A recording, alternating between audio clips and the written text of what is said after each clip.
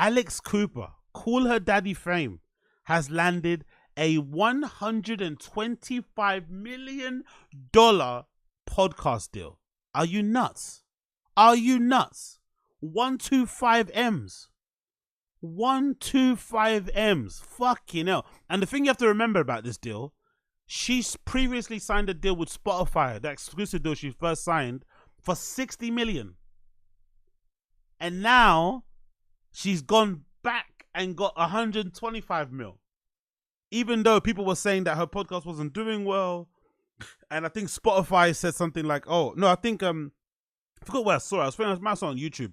There was a report that came out that said a lot of the deals that were signed during the time that she signed weren't performing well. That's why they didn't re-sign them. So you'd assume Call Her Daddy didn't do as much for Spotify as they wanted it to do. They probably didn't get their 60 mil back, really, in subscribers, you'd imagine.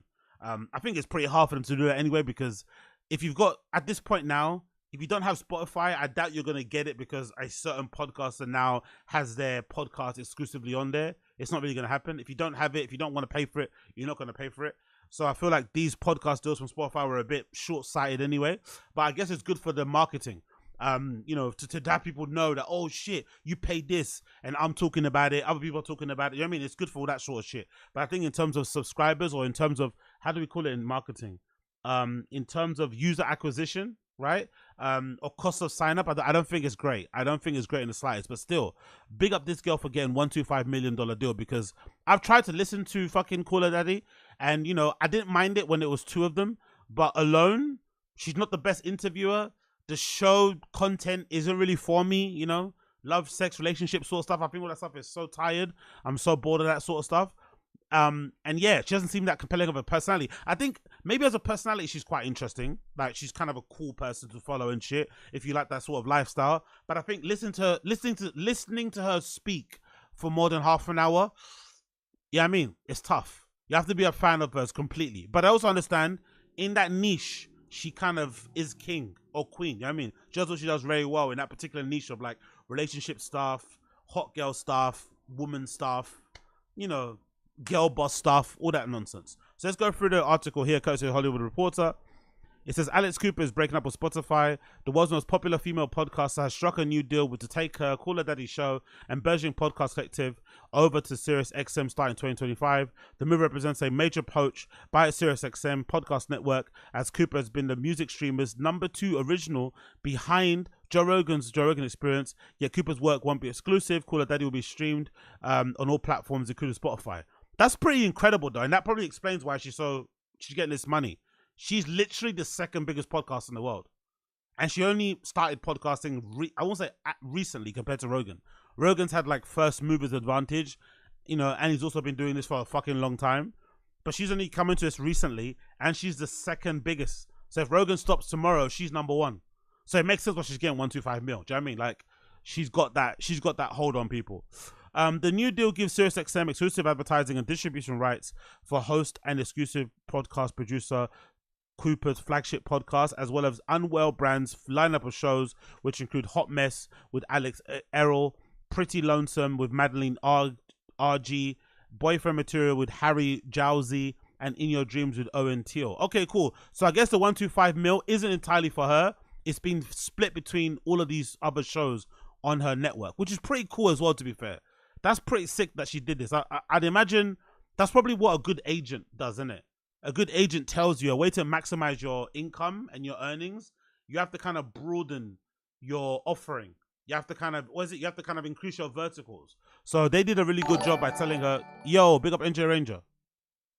Alex Cooper, or Ho Rogan as I like to call her. Heyo. Alex Cooper or Ho Rogan. Heard it both ways. Heard it both ways.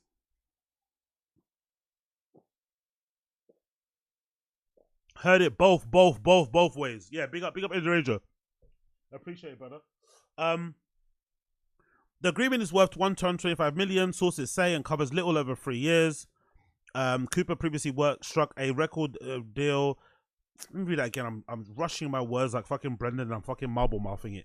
The agreement is worth $125 million, sources say, and covers over 3 years. Cooper previously struck a record-breaking 3-year, $60 million deal with Spotify in 2021. At the time, this was second biggest podcast deal ever struck. Following Rogan's own Spotify mega deal, the move follows SiriusXM lowering top title Smart List from Amazon in January. Now, I would say most likely the $125 million has to be split across her entire network and all the other podcasts on there. I would also assume, because of how the other deals have gone, there's also a lot of like benchmarks that she has to kind of hit. I would assume.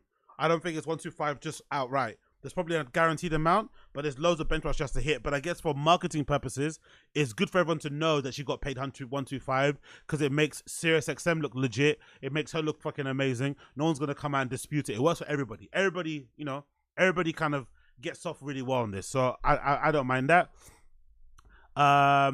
Big up Uche in the chat here. What's that? Surprise Spotify let her go. I don't think Spotify let her go, to be fair. I think Spotify cut their losses on the whole podcasting thing. Because I think they tried to... The timing was pretty good when Spotify did it, because I think it was around the pandemic. So to try and get all these really popular podcasts or very popular people to start podcasts and only do them exclusively on Spotify was a smart idea in terms of user acquisition. Great. But I think even back then, the number of new signups you're going to get on Spotify is maxed out. Like, I bet you if you was to talk to people at Spotify who are in charge of increasing signups and shit, they'll probably tell you it's fucking hard to get new users to sign up to pay for Spotify Premium. At this point, if you've got Spotify free and you don't mind the ads, you've learned how to work around it. You've learned when the ads come off, you fucking walk away, your brain turns off, like how back in the day we used to do with adverts on TV. An advert will come on and your brain will literally pretend it's not there. And you look at something else, or you look at your phone, or look at a magazine. So I'm sure the people who have Spotify free are not going to upload to premium. Nothing's going to change them. So you have to get all these new people. Where are you going to find them? Everyone that was got Spotify should have it already. Yo, big up, Coiler. Big up, big up, big up. You deserve $125 million. But the thing about my bank is that it takes 2 to 3 business days. So here's 10 for now. Yeah, big up, big up.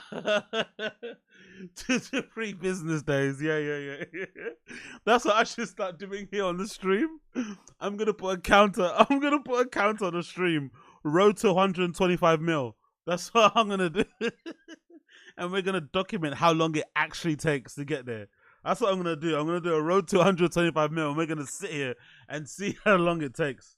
But God, yo, for real though, if that not if that, let's talk with intention. When that 125 mil comes in, you know I'm breaking off. You know, I'm breaking off Uche and fucking Coil at least minimum of 1 mil. Minimum of 1 mil. I might even round it up a bit and give you 10. I mean, just like, hey, big up for the modding. Here's a quick 10. Go crazy. You know what I mean? Uche's gonna go and get that 10 and go straight to some Asian country and do what needs to be done. You know, I don't know what he's gonna do with that 10. You might never see him again. You know what I mean? That's what I'll do, bro. That's what I'll do. But yeah, yo, Addy Z knows. The first thing that I do when I get that 125, I'm DMing Young Miami. I'm like, Young Miami, I don't even care about you. Where's the pink stuff at? Where's the plug for the pink stuff? I'm not even trying to holler at you. Where's the plug for the pink stuff? And also, where's Saucy Santana?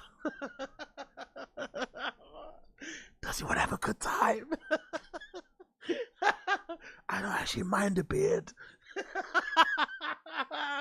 If you close your eyes, he kind of looks like Scissor. You know? Honestly, that will be it. That will be where I'm at, honestly. Let's continue. I'm beyond excited to work with SiriusXM. The 29-year-old Coolby said in a statement, the Daddy Gang will always be my top priority. With SiriusXM, we'll continue to find new ways to evolve and to provide my listeners with best experience. The Daddy Gang wants more, so we're going to get ready to give them more. I can't wait for this new chapter to begin. Alex's fearless, unfiltered approach, where no topic is off the table, has created a passionate and dedicated fan base that is unmatched in podcasting and clearly aligns with the content that SiriusXM subscribers have come to love and expect from us. SiriusXM is perfect home for Alex to continue her amazing growth trajectory with unique ability to introduce her to a growing roster of standout talent to new listeners. Alex is the voice of a new generation, and I can't wait to see what we do together to the years to come. Yo, coming to think about this, right? I wonder what Tana Mogo is gonna get, because I feel like Tana Mogo is like in the same sort of lane. Her cancelled, I think it's called Cancelled, her podcast, right? I think they're like in the same sort of lane, and I don't really even listen to the show, but I feel like I see more clips of Tana's show virally on social media than I do of Call Her Daddy. I see way more clips of hers go viral, and she's a bit younger, right? I think maybe a couple of years younger than the Call Her Daddy girl. I wonder if she's gonna get a deal like this, because I think she's probably deserving and probably would warrant a deal like this too. She could definitely get it, innit? She could definitely get a deal like this. I could definitely see it happening for Tana Mogo. But God almighty, bro, don't you feel bad for the other girl? I feel so bad. I think her name is Sophie.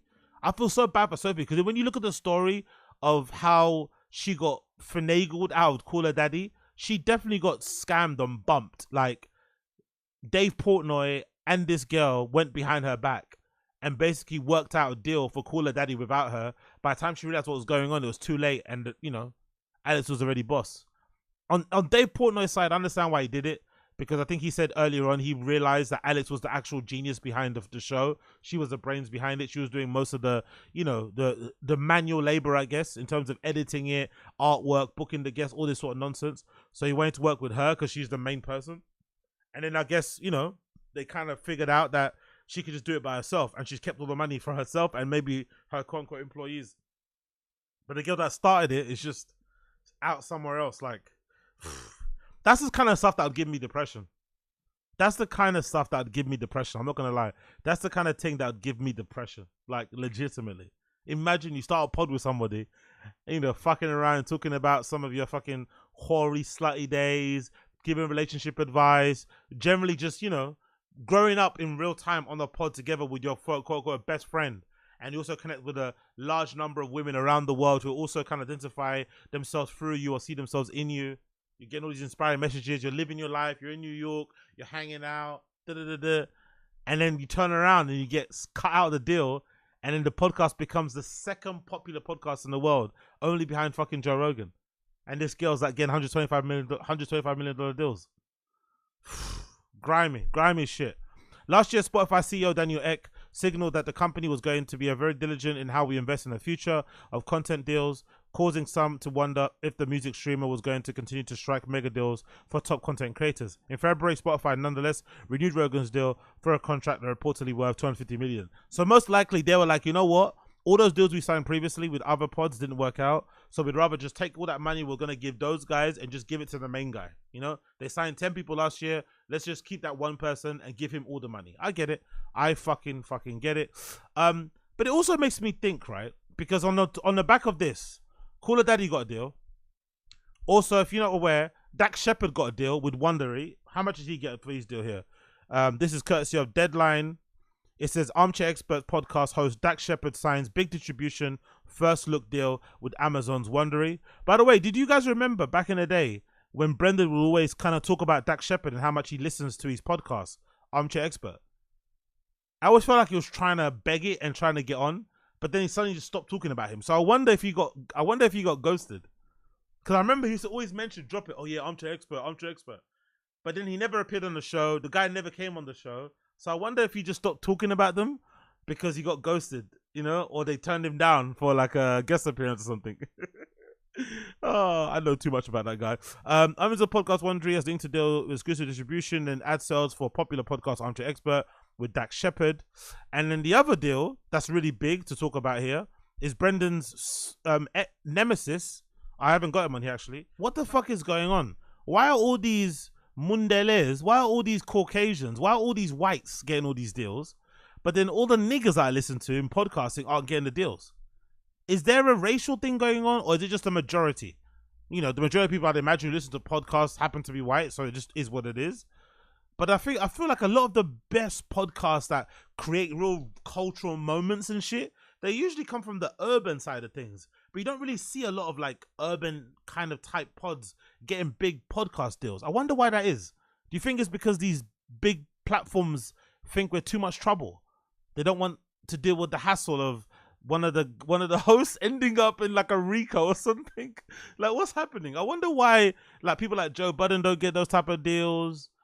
Gillian Waller, obviously they're under Barstool, so they get quite a lot of money from them, so I guess they don't need these type of deals. I don't know, there's a few of them I'm trying to think of, but you don't really hear a lot of them. But then I look at the list of pods, because I went online, I checked the list, right? This is allegedly the top let's remember a little bit. This is the top 50 podcasts of Q2 of last year, but let's just say in general, these are the top 50 pods, right?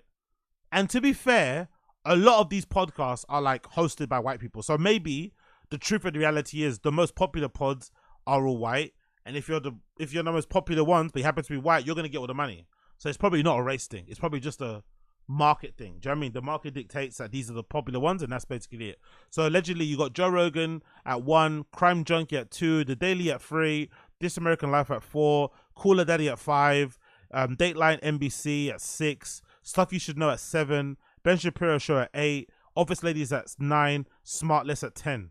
And surprisingly, you've got Two Bears One Cave at 11. Surprisingly. So let's say this is incorrect, and let's say the top 30 is about the same people, but they're different order.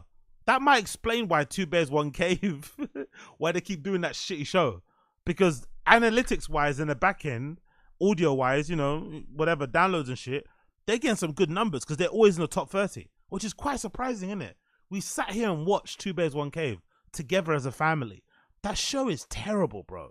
It's so bad. Forget even not liking Bert Kreischer, just how they do the show. There's not really anything, it's not really that funny, not really that informative.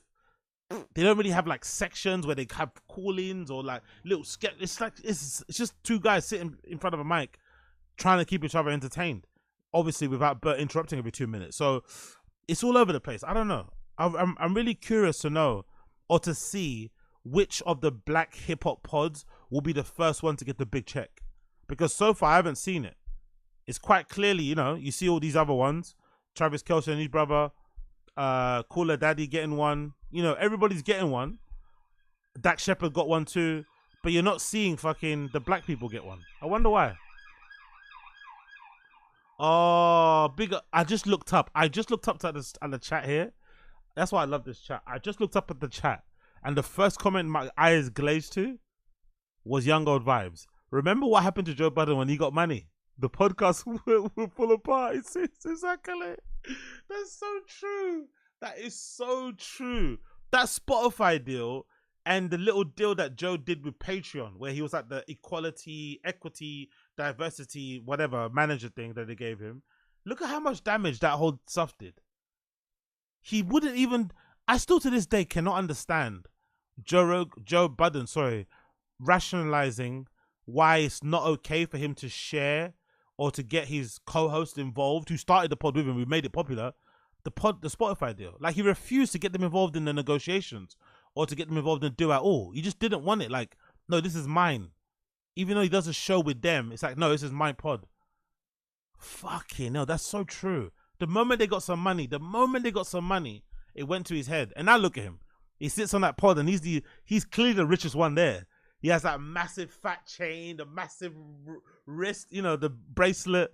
He's clearly the one that's eating the most in that pod. It's so obvious just looking at him. It's like, bro, where's the balance here? Why are you the only one that looks like, that has like a makeup department? Everyone else comes in off their own volition. Yeah, that's true. That's true. Good, true, Che. Because the niggers are on Twitch and YouTube already. That's very true. That's very, very true. It's about mainstream v the streets. That's true as well, Charles Lucas. That's true too. That's a good point, Charles Lucas, about mainstream v the streets. Because I wonder how many non-white people actually listen to Joe Budden's podcast, like mainstream people. Because I think if you're white, you listen to Joe Budden's podcast, most likely you also like hip hop and R&B. Most likely you also like rum. You also don't mind girls twerking and shit. You know what I mean? You're already kind of involved or a fan of black quote-unquote culture. I don't think there's many like regular non-black people who listen to Joe Budden's podcast. I doubt it. Or Gillian Wallow. Like, I very much doubt it, you know? So it probably makes sense. Yeah, that's actually a good point. Big up Chris Mack here. The Sophia girl started banging some industry suit. He was the one trying to drive the wedge between CHD and Barstool Sports. Random show Alex went to put... No, Chris Mack. That's true, but let's also tell the truth here. Dave Portnoy and Alex took advantage of that wedge that was already there. They didn't try and mend it. That's the problem. That guy was clearly trying to drive a wedge between Alex and Sophia. He should have. They should have pushed him out, but they took advantage of that wedge. You know, Alex and Dave Portnoy, especially Dave. Because I remember he's even said when he realized that Alex was the one, that she was mostly the brains behind the operation, he started to only talk to her directly.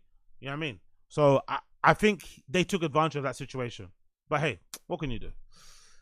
She fucked up. It is what it is. You have to kind of, you know, what can you do? Exactly.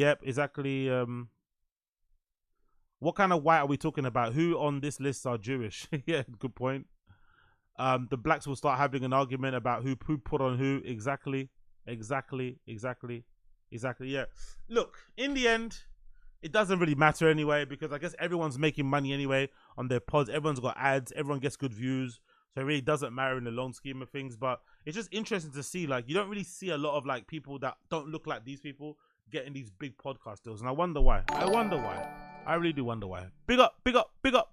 Austin Casey. I've heard of Drink Champs, but Black Effect has 2 other podcasts in the top 30 that I've never heard of.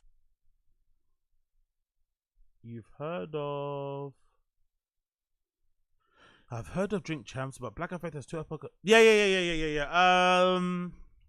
I don't know. Where's the other ones? I don't know what the other ones are. Who's the other ones? Oh, my eyes are fucking terrible here. Drink Champs. $1 million worth of game are the big ones. 27, 28. What are the other ones here that you said you heard of? You haven't heard of? What's the other black? Breakfast Club is... Oh, Breakfast Club. That's sneaky, isn't it? Putting the Breakfast Club under Black Effect. That's sneaky, Charlemagne. That's sneaky. I don't know what the other one is. But yeah, they've got a few on there. They've probably got a few on there. I don't know what the other shows are, but they've got a few on there. To be fair, I think that's where the money... That's where the big money is, to make a network. That's where probably Joe Biden failed. But I also don't blame him, because I think he also is aware that he's not a good manager or a good, like, you know, business owner type person. He's talent and he's a bit of a visionary, but I don't think his operational side of things, he doesn't have an idea or a clue. And his personality probably isn't the best for that sort of role anyway. But I think the big money is in, like, having a network. Like, imagine if Joe Rogan decided to have a podcast network and signed all those guys underneath it. He'd get a crazy bag. You know what I mean? You're talking maybe clear billions, because then you have not only your pod, you also have their other pods. You can add it up and kind of, you know, request a fat check because of all the numbers you're getting as well. You can kind of inflate them. So, yeah. Yeah, the Breakfast Club is the Breakfast Club is Charlemagne, but the Breakfast Club is what's that fucking thing called? Breakfast Club is just a radio station. I wouldn't putting the Breakfast Club under Black Effect is a bit cheeky, because it's not really a Black Effect thing. It's already established, but I guess in terms of distribution, money, they kind of worked out a deal where they put it under their umbrella. You know, it's a little bit cheeky. It's not really a Black Effect show, to be honest. But hey, what do I know?